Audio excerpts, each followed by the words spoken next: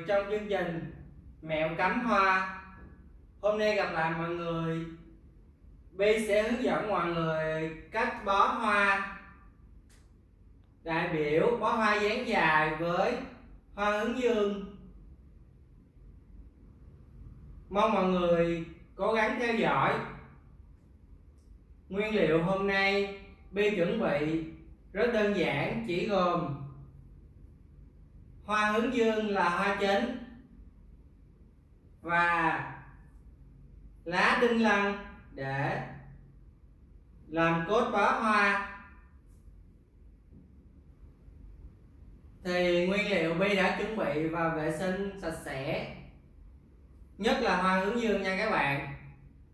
Hoa hướng dương để mua được những bông hoa đẹp, làm sản phẩm chúng ta phải mua hoa trước và về vệ sinh hoa, cắt gốc cho lên nước để hướng dương nở đẹp nhất nha các bạn. Mẹo để chọn hoa hướng dương là các bạn phải chọn những hoa gốc còn xanh, không bị thúi, và hoa phải còn nguyên lá trước khi vệ sinh. Thường thì hướng dương nó chỉ là những cái búp nhỏ khi thương lái bán ngoài chợ và nuôi một thời gian thì nó mới nở nha các bạn. Thì vẫn như mọi khi thôi, hôm nay Bi sử dụng đinh lăng làm cốt bó hoa. Đặc biệt với hướng dương thân lớn, kỹ thuật bó hướng dương dễ nhất, chúng ta nên sử dụng phương pháp bó chấp. Và các dụng cụ cơ bản ở các clip trước Bi hướng dẫn. Đầu tiên, các bạn sẽ chọn một cây hoa hướng dương làm tâm, hướng hoa hướng về mặt chúng ta. Chúng ta dùng đinh lăng chắp phía dưới gốc.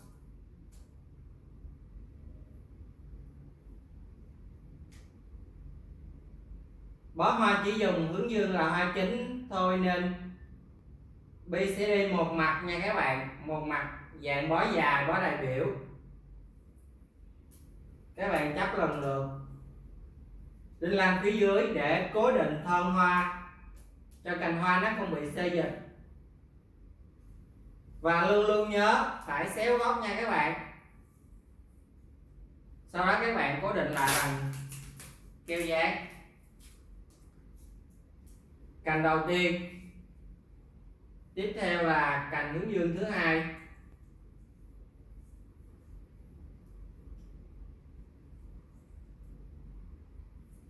Các bạn nên cho hướng hoa thấp hơn cành đầu tiên một xíu và dùng đinh lăng lót vào các thân hoa để cho cành hoa nó không bị xê dịch nha các bạn.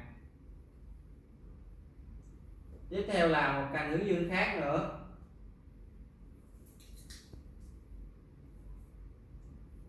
Để cành hoa không bị xê dịch, chúng ta dùng băng keo cố định lại.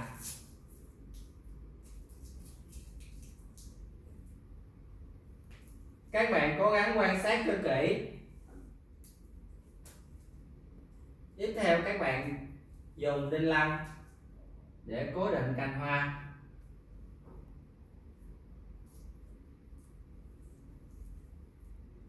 Dáng hoa sẽ là dáng một mặt đại biểu, dạng bó dài, nên các bạn cứ lần lượt cố định cái cành hoa và nhớ chia đều mặt hoa nha các bạn. Chia đều mặt hoa để tạo thành một cái khung. Ở bất kỳ vị trí nào của bó hoa các bạn đều nhìn thấy mặt hoa.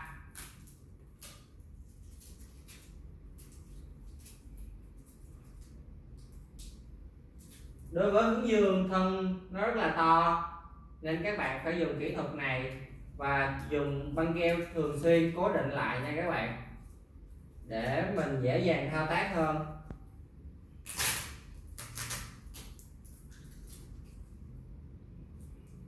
Các bạn nhìn mặt hoa đã sắp tạo thành hình khung rồi các bạn. Và các bạn luôn nhớ những cành viền nó sẽ giật xuống một khoảng thấp hơn cái cành ở giữa nha các bạn, để mình tạo chiều sâu cho bó hoa.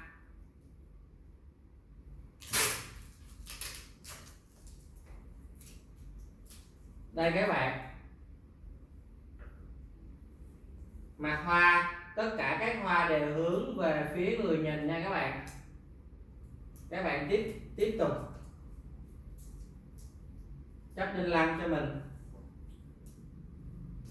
Các bạn chuẩn bị khoảng 10 bông hướng dương thôi là đủ bó hoa nha các bạn. Hướng dương thân nó rất là to nên cái vòng tay mình cầm nó sẽ bự, nên các bạn khó thao tác khi mà mình bó quá nhiều hướng dương, nó sẽ làm cho gốc bó hoa rất to nha các bạn.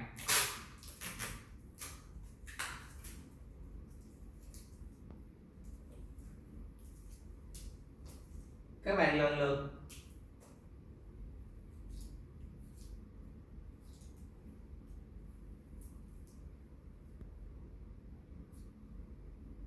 chắp hoa lá, hoa sau đó là lá nha các bạn, để mình cố định những cái thân ở ngay cái chỗ mình bóp xé gốc này các bạn. Mình cố định cho cái thân hoa hướng dương nó không bị lệch và mặt hoa nó sẽ cố định nha các bạn. Nếu không có đinh lăng làm cốt, những cái cành hướng dương này nó sẽ xê dịch, nó sẽ không tạo thành cái mặt hoa hoàn chỉnh nha các bạn.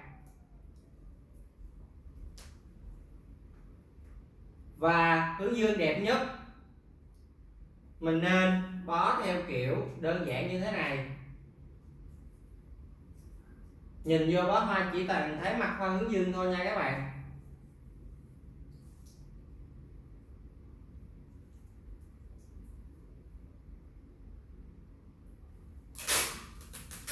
Đi tiếp tục thao tác.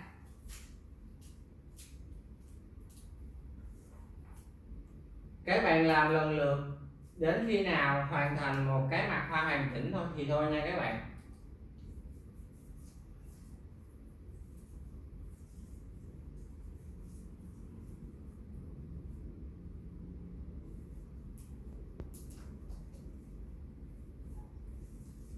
Rất là đơn giản thôi. Các bạn cứ làm lần lượt với kỹ thuật bó xoáy gốc và chắp dần dần từng cành hoa đến khi thuần thục quen là các bạn sẽ thao tác rất là đơn giản như bi bó hoa nha các bạn.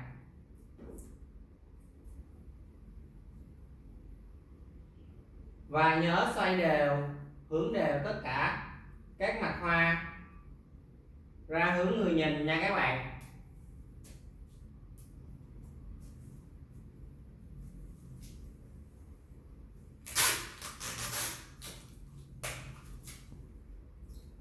Các bạn nhớ cố định bằng băng keo.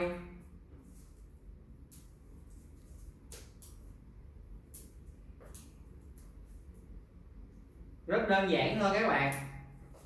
Những kỹ thuật Bi đã hướng dẫn các bạn ở clip trước. Bạn nào mới xem thì các bạn cố gắng xem lại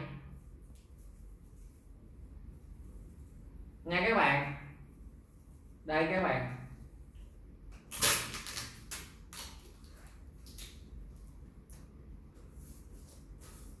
chỉ sau vài thao tác đơn giản, Bi đã hoàn thành mặt hoa của một bó hoa hướng dương.